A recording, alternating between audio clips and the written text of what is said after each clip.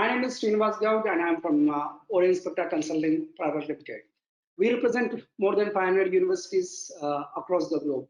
We are on a mission to help students who are aspiring to study abroad and want to fulfill their dreams. Today I would like to talk about education system in UK, or why UK, and what are the opportunities for students who want to study masters in UK and thereafter who are looking for the job opportunities.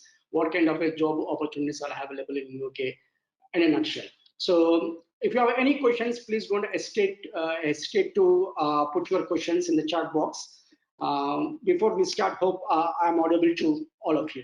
The overview of the presentation will be covering the topics about why UK, types of universities that are available in UK, courses offered or popular courses in UK, and what are the post-study work options in UK after the graduation or post-graduation of the students.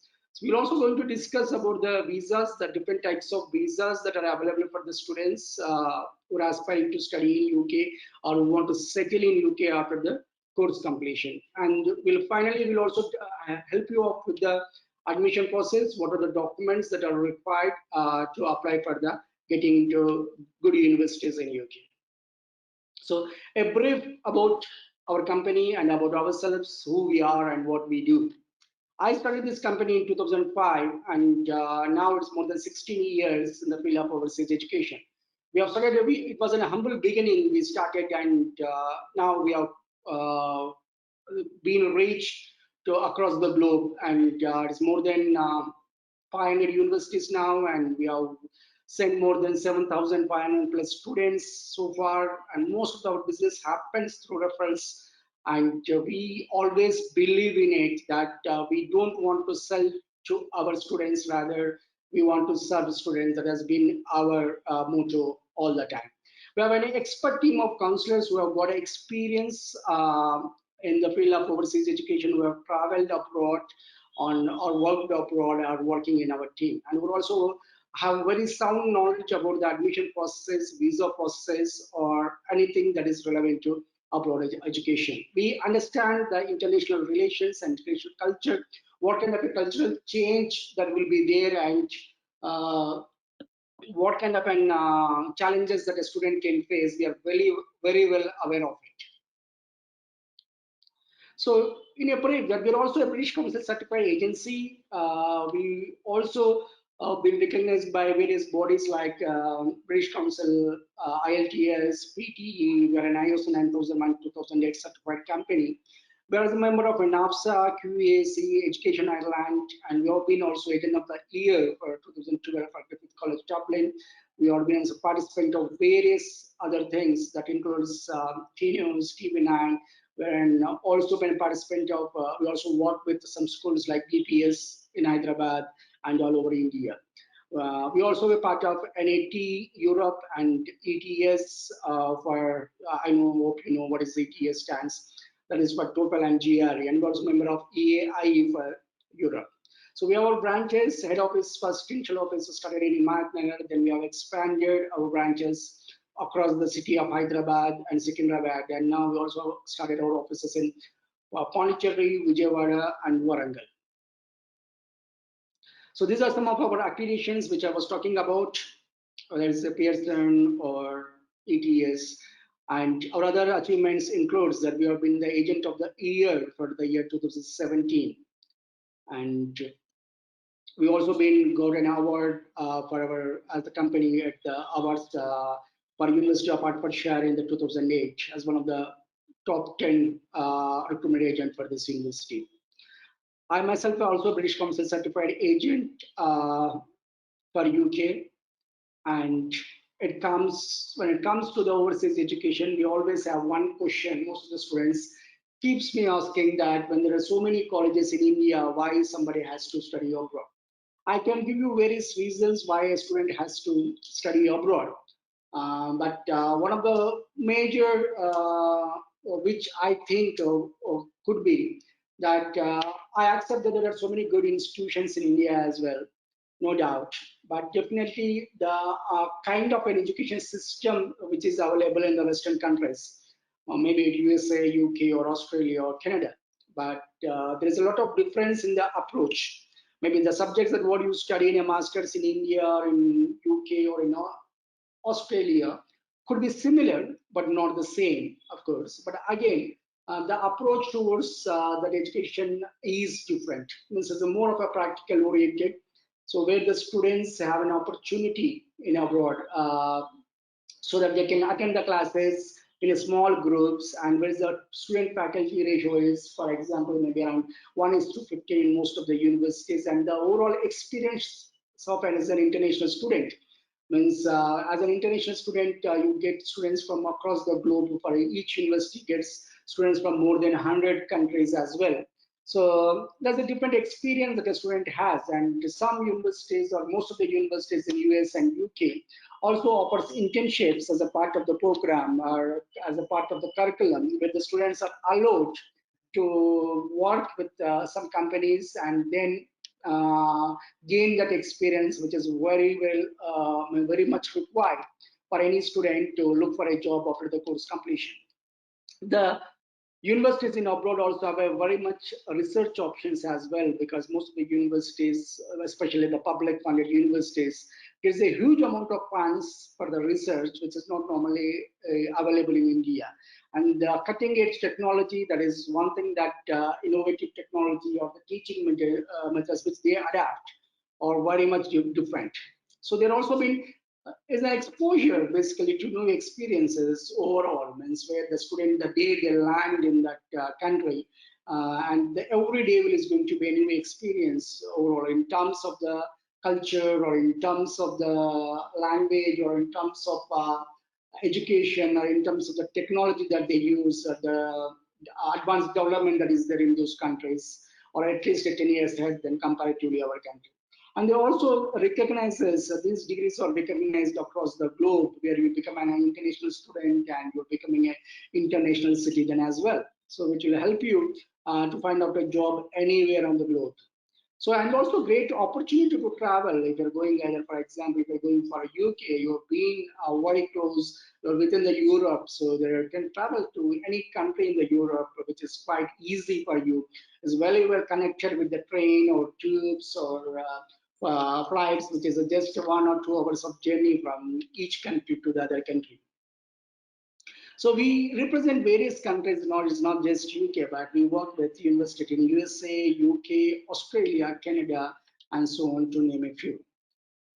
So coming to the why UK, again, the today's topic. So British universities have decades of experience in working with international students. What does it mean? These universities are very old. Each university has more than 200, 300, even 400 and 500 years of history. These universities have started very long back, and these are one of the oldest universities in the world. And the other benefit of going to UK for studying is the cost of living in most of the places, except London, and the rest of the places is very much cheaper comparatively the other countries or other counterparts, the other English-speaking countries which offers international education. The other unique point of the UK masters especially is of the short duration of degrees. Whereas in abroad, if you go to US, Canada, or Australia, then normally the master program is around 2 years. When you study in UK, there are courses which offers an 1-year duration masters, which means that you can study the same masters in UK within 1 year span of time. So where you can save your 1 year of time and living expenses as well. So universities in the UK have the best academic standards in the world, and again taught by the world's leading academics and experts. You also have been given an opportunity to work part-time, means this very popular word for UK education, earn while you learn or work while you earn. So it is a two-way. They also now, the good news, yes, it has come yesterday for the students who are traveling to UK or who already traveled to UK for their higher studies. Either they are going for an undergraduate program, or irrespective of they're going for a master's program or a PhD level. All these students will have an opportunity now to stay back in the country and search for a job. Means after the course completions, they'll be given a 2 years of time to convert their visa into a work permit. So, which is a new scheme that is going to be started this year from July 1st, which was been waiting for quite a long time. So, as an after the post-Brexit situation in UK, this was expected, but we were thinking about it is supposed to be start in April, but it's slightly delayed. But however, it's going to start from July 1st, which is a great news for the students. And all the students now, because as you know now, we very well know how important is the health now, each one of us, because of this pandemic situation. All the international students are can get the health benefits in UK.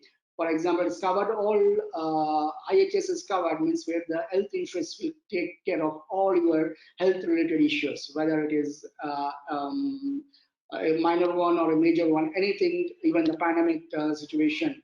They cover all, means any kind of illness that you can consult a doctor at a free of cost, which is again tied up with NHS, National Health Services. So there are two types of majorly we can divide universities, maybe people call as traditional university or Russell Group universities, which are very old and traditional university, which normally offers um, more than I can say that 500 programs at master's level. Again, the specialization comes plays a very vital role, because these traditional universities do more emphasis on the research. If you are a student who is looking for more into research, then I can recommend, or normally it is recommended to study in traditional universities. And these two universities were universities from day one. Means why the universities from day one, or what does it mean? Before 1992, there were only 28 universities around in UK, and the rest of the were the polytechnic colleges. In 1992, after the Tony Blair became the Prime Minister of UK, under a special law, he has given the status of universities to the rest of the colleges. Now there are close to 160 plus universities in UK, and most of them are public funded universities. So all these modern universities, which are being called as universities after 1992, or called as modern universities, and which focuses mostly on the teaching. The quality is one thing that when you compare with the rest of the world, the UK education is considered as one of the best, because the quality systems that are in place in UK is very stringent process they follow, is called as quality assurance agency, which checks the university's facilities or its university teaching methodologies, and they rate basing upon that, which is very good. So ensuring that the student whoever wants to study in UK, either from local student or it is from an international student, to ensure the highest quality in the world. So there's also renowned research-based leading edge research, means most of the UK has always been the forefront of the research, and many of the research has come. Otherwise, I guess more than 15% of the research of the world comes from UK, and it is one of the country which has the highest employer links. Means most of the universities very closely works with the collaborated with different companies or the different sectors. It may be IT, civil, or mechanical. They are being tied up with various companies, and they ensure that students get that exposure and experience by taking some projects or some internships with those companies, where even the companies also come to the campus to, for a networking events or job fairs, or even internship opportunities for these students, and even they do guest lectures in these universities. So again, as I said, it's a short-term courses, means where you can finish your masters with a 1 year time, and there is also now programs are available, the courses are available now with 1+1 year option, means where the student can study for 1 year and finish their masters in 1 year, or alternatively you can also study for 1 year and you can also take an internship for 1 year, then you can move forward towards something called as GIR route, or in other words, the post-study work opportunities. So innovation and creativity has always been the UK's forefront, and there are many number of courses in the there are close to 50,000 courses in different subject areas. and most of them are STEM programs: science, technology, engineering, and mathematics, and other management programs are also very much popular in UK. I just would like to give you some insight about the UK industry as well, along with the courses. So the sectors, some of the top sectors in UK is definitely the first comes to the mind is IT. No doubt that Hyderabad students are students from India. Always, most of them would prefer to study an IT courses in UK. These are some of the figures that I would like to share with you, this information, which may be vital for you to make a decision to choose your course in UK or to understand the overall IT sector in UK. The average tech salary today is about £53,518 compared to UK average salary of 36,000, which is almost all 15,000 higher than the average salary. The growth continues at this rate, and it is expected that there will be 1 lakh jobs opening a month before the end of second quarter of 2021, which is going to be the very huge actually. And London being the artificial intelligence capital of Europe, so London is also called as an artificial intelligence capital in the IT sector. There are over 1,000 AI companies, close to 700 are headquartered in London. 600 investors, 80 influencers, and 35 tech hubs and research institutes are in UK.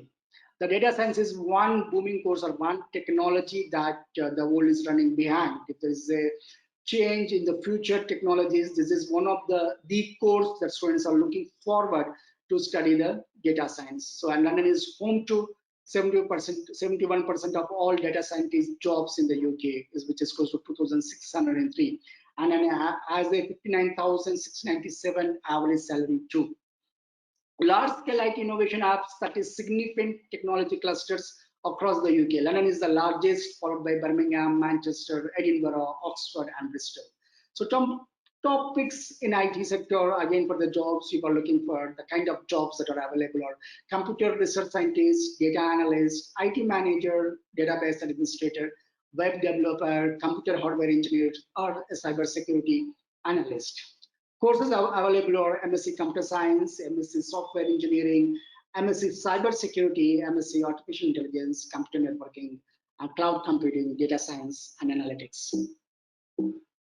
So these are some of the popular programs in IT sector. And just moving forward to other popular engineering programs, STEM programs in UK, or is one of the demand program in UK is also civil engineering sector in UK. 19% of the UK's workforce are employed by the civil engineering industry. Civil engineering salaries usually starts around 23,500, and the British civil engineering sector faces a skill shortage or shortage of skills. The government has put aside a huge amount of 7.2 billion to build new homes in the future.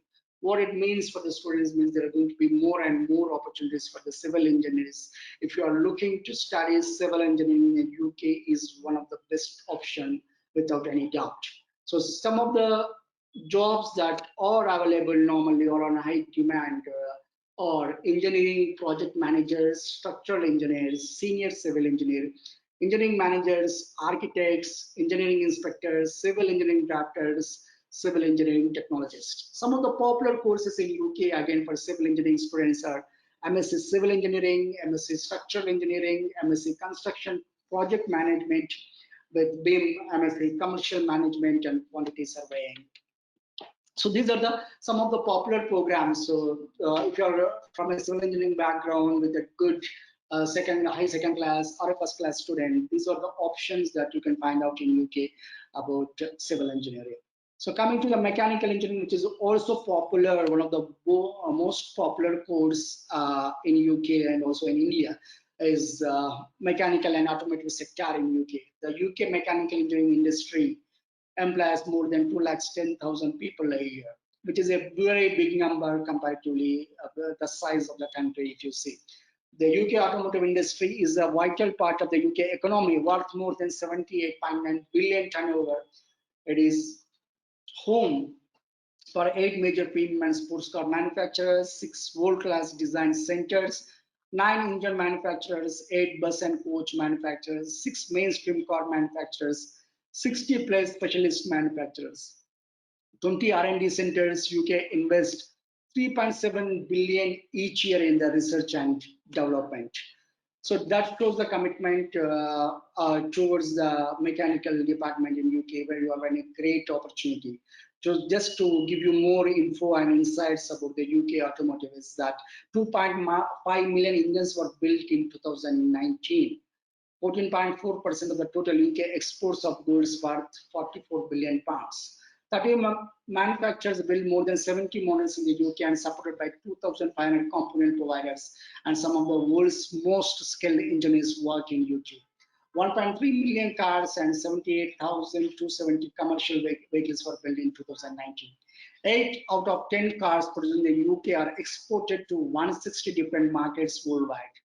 8,23,000 people are employed in this sector. 2 lakhs ultra-low emission vehicles are on road presently in UK. So some of the popular picks or some of the popular courses that are available in UK. So most of the courses which are popular in UK are MSc Mechanical Engineering or Mechatronics or Engineering and Manufacturing, Engineering Management. Even students are going even for Project Management, Automotive Engineering, Intelligent Maintenance Engineering, and some students are still opting from the Mechanical Engineering to Artificial Intelligence and Robotics, which is even the mechanical engineering student can still apply for Artificial Intelligence and Robotics. So some of the top picks for mechanical students jobs in UK are Process Engineer, Mechanical Engineer, Automation Engineer, Research and Development Engineer, Senior Mechanical Engineer, Powertrain Engineer, and Instrumentation Engineer. So some of the other popular programs in UK are Energy and Geoscience, which is a very upcoming course, and especially renewable energy is going to be the future, no doubt. And there are other popular programs like Petroleum Engineering, Fashion, Design, Arts, Law. Most of the popular courses are available in UK, which the Indian students looks forward. Definitely management, the UK is no doubt is the best place in the world, whether it comes to the accounts or finance or economics or marketing or strategy and enterprise or HR, or on very huge demand, including the business analysis.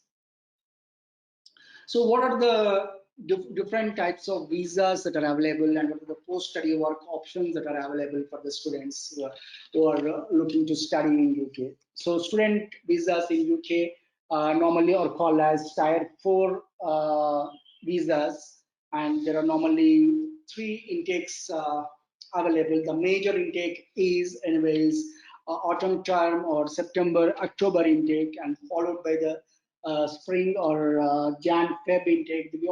Some universities also have a small summer intake where only few universities offers programs for the summer intake. Now the introduction of the GIR route, which I was talking about today, there was a great news for the students who want to go and study in UK, means either they go for an undergraduate or a master's on the completion of their master's program. Now they can stay back and look forward to search for a job. Either skilled or unskilled, there's no cap, or you can work 40 hours a week, means 8 hours per day into 5, that is 40 hours per week. Either skilled or unskilled, as relevant or irrelevant, you can work anything. But we normally recommend students to use the time to search for a suitable job and gain that experience. Either you would like to stay back in UK or even you would like to come back to India. So now there is a small cost for this immigration. There's around £700 you need to pay for this visa as a visa fees. So what are the challenges that what students are facing nowadays? Because there's a lot of buzz from the last 2 years about UK education and opportunities in UK. Suddenly the system has changed and the market dynamics have changed, and the demand for the UK students have started almost a 200% hike in the applications in the last 2 to 3 years, because of so many students are applying. And unfortunately, some students from this part of the country and even from Punjab and Gujarat have produced some kind of a following documents, which made the UK we have to be a little bit more strict towards these cities. And Hyderabad is one among those places which is under scanner. So what you have to do as a student to make your visa successful? So you have to understand that you are going for an higher education and not just for looking for a job in the UK, first thing. and you should do a little bit of homework and research what kind of a university you are going and which university you have applied for, and what is that one course that you wanted to do in UK, and how that course will help you for your career plans or future plans in UK, or even you come back to India, how that is going to help you.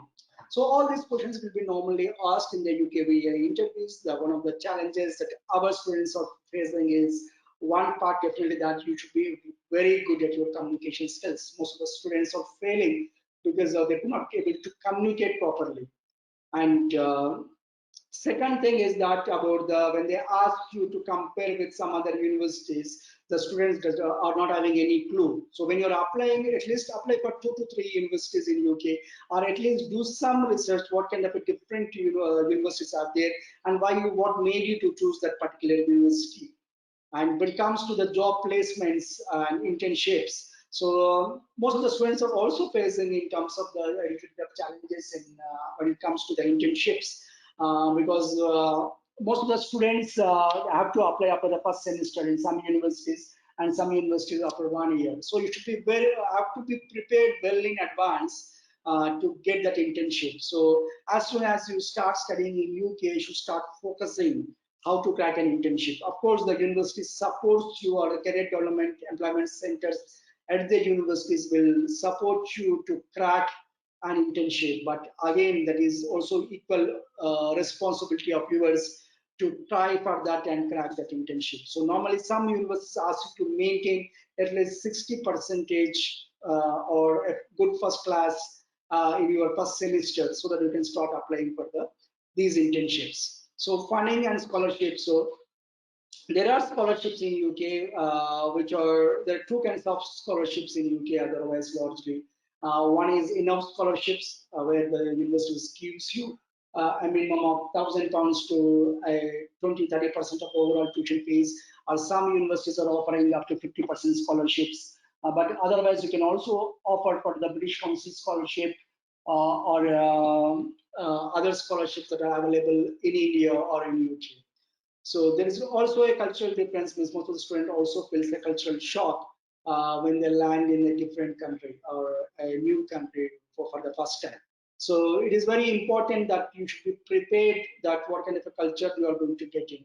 So at our company, or at our place, we normally encourage the student to understand their education system, or also even the culture, the difference between Indian culture or the British culture, so that you will be very well in advance know what it is going to be. So we help you throughout the process of these challenges that normally student faces. So again, the entry requirements, normally you'll be required to have a minimum of so before you apply, you have to check means what is the university entry requirements. So normally most of the your modern universities will ask you to around a score of 55% if you have a 4 years bachelor's degree, and at least 60+% if you have a 3 years degree. So you should also check what kind of who is going to teach you there in the UK, either what kind of a professors, or there what is the who is going to be a supervisor, tutors, or what is their experience in teaching, or what project they are working presently, and what kind of a student satisfaction rating is given by the different agencies, and what kind of a course content that you are going to study. That includes 4 modules, means what exactly you are going to study, and how that can help you for the future. So you also check for the institution reputation, means what kind of a reputation overall the university has got, or what kind of a ranking overall the university has got, or if you're looking for any particular department, specifically, for example, if you're going for computing, means where that university stands in terms of the computing, or how old is the computer science department at that university. Of course, most of the universities have started the computer science department in the last 50 years. But again, there are universities which have just started. So you have to be careful in choosing the right university. So you should also to check, is important to check the timetable, especially if you're planning to work part-time in UK, because most of the universities runs a 2 to 3 days college, but it doesn't mean that you are free for the rest of the time. So the equal amount of assignments are given normally to the students, where the student has to work in small groups and write those assignments and submit it to the university. At times, the students who depends more on part-time job, it can be risky too, because we normally recommend you to pay your tuition fees completely from the university. Of course, you can work for part-time and make your living, but it's not a guaranteed one if you're completely depending on your part-time job. So there are also external course validation for most of the universities. These programs are accredited by the various bodies, for example, IMEC or British Computer Society, to name a few. You have to check whether these are accredited by these societies or not, so that can improve your employment prospects. Even there are some courses which needs an attest to apply. Means what is attest means that before you apply for a visa, you have to get an approval from the UK government that you can go ahead for the visa. Further, you need at least 15 to 20 days. It will take extra time for you than a normal student. So what is the application process for UK? Means normally once you apply with all your academic documents, that includes your 10th, 12th, bachelor's, 2 letters of recommendations, 1 statement of purpose. So statement of purpose plays a very important role as well in your application, where you be given an opportunity to express about yourself, means what you want to study, why you want to study that program, and how that course will help you for your future career as our your future plans. You can explain why you're considering particularly UK and why you're considering that particular university and course. So once you submit all these documents, then you normally given a conditional offer. So again, conditional offer, there are 2 kinds of conditions. One is academic condition, where the university might expect you to fulfill certain academic conditions. Also includes your English language requirement. However, some of the universities or most of the universities, modern universities, are giving a waiver for IELTS. The students who have secured 70 plus marks in their plus 2 English and who are medium of instruction as English, they have been given an opportunity or a waiver for IELTS, so they can go ahead with their application without IELTS. So after the offer letter, you also have one more condition, that is free deposit, means a financial condition where you have to submit or a transfer, a telegraphic transfer to the university account, where there are some of the universities asking a minimum of 30% of the tuition fees, and few of them are asking even to 70%. Once you pay that fees, then they will ask you to take a small interview with the university, where they would like to check the purpose, your purpose of coming to UK and why do you want to study in UK, so that they want to ensure that you are well prepared and you know what you are going to do in UK. So they'll ask you those questions, and then they confirm whether you have been accepted to the university or not. So once the credibility interview is over, some universities ask the financial documents before the credibility interview. Some university ask you after the credibility interview. What are the financial documents normally required to apply for UK? Normally, the UK universities expect your tuition fees balance and your living expenses for the duration of your course. If you're going for a 1-year master's, normally they consider as a 9 months living expenses. So if you are going inside the London boroughs, it's close to £12,000, and if you're going outside the London boroughs, it's close to £9,250. So which you have to show in your bank account or in your parents' bank account. So, and the fund should be 28 days old, which means that if you have put your money today, means after 28 days you can go ahead for the visa. So once these financial documents are ready and you apply for the university, and then the university sends you something called as confirmation of acceptance of studies, or otherwise you can consider that as a letter for you to move ahead for the visa. So once you move ahead for the visa with that letter and the financial documents to one of the closest VFS center to you. So once you apply with all these documents, the UK VI will take some time to analyze your documents and then you issue or make a decision on your application. It can be, it might take as short as 3 days, or even at times might take even 15 to 20 days. So the normal duration will be on an average of 7 to 10 working days. The best cases we have seen is around 3 days. And the worst cases, even we have seen students who don't work in 2 months of time. So it's better that early, the better that you apply. So once you get your visa, normally it is valid for nowadays. Normally it used to be valid for 1 month now, but they're giving, because of this pandemic situation, they're giving for the validity for 90 days. So you can go well in advance to the university and register yourself at the university and start taking your classes.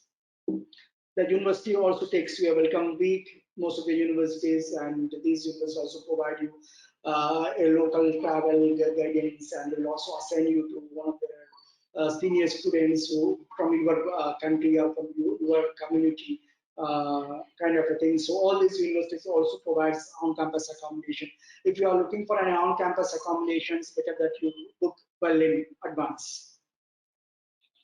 So what is there for you if you are attending this session with us? So we are going to give a special offer for all the students who are attending this session today. We are going to give you a free career counseling if you are registering within a week of time from now, by the next Saturday. And we're also offering a free psychometric test worth rupees 5,000 is absolutely free. And we are also going to give you a free one-to-one support by a Rich Counsel certified agent, one of the person from our office, and we're also guiding you and helping you to get a free airport pickup as well. So these are some offers for you to consider to apply now, and hope this will be interest to you.